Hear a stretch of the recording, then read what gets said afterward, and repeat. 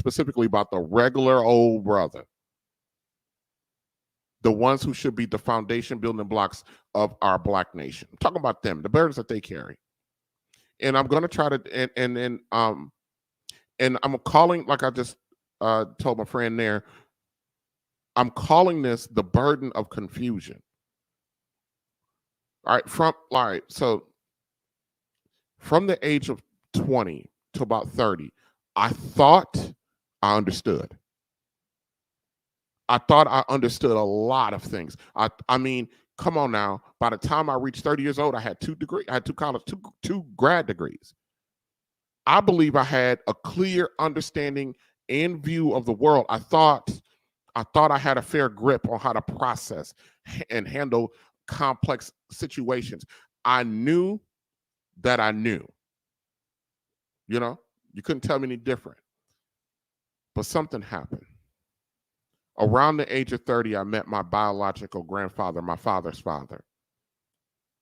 The first time I had a disagreement with him, what I thought I knew went out the window with one sharp, brutal statement. And he said this to me: I can't talk to you. You argue like a woman.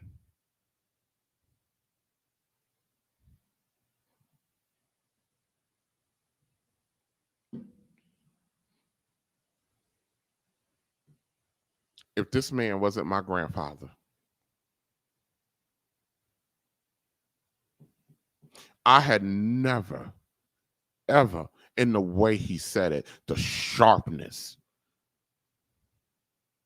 I ain't never been assaulted like that. In my world, this man that I've only known for about not even that long, just a year prior, I didn't even know who he was. In my world, this man just called me a bitch-made man. And I'm 30. And I'm established. And I'm educated. I made it to 30 without his guidance. I'm talking about what I knew. I was livid. But little did I know that statement would begin a near decade-long awakening that would lead me to understand that I was confused.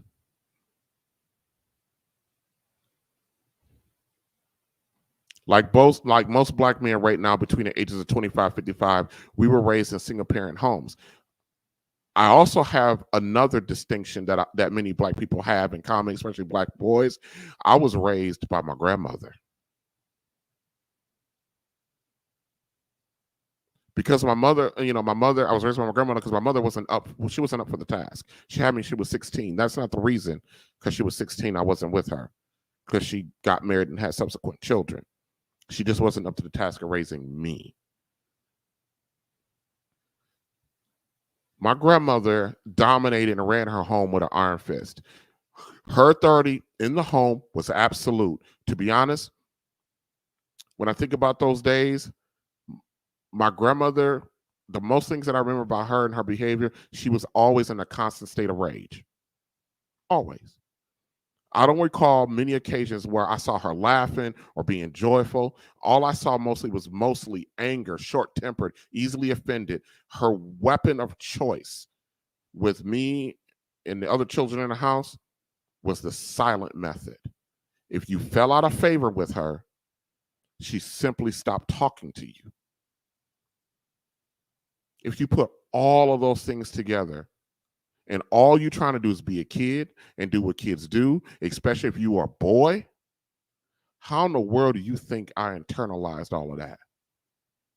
How do you think that impacted my development and my social development?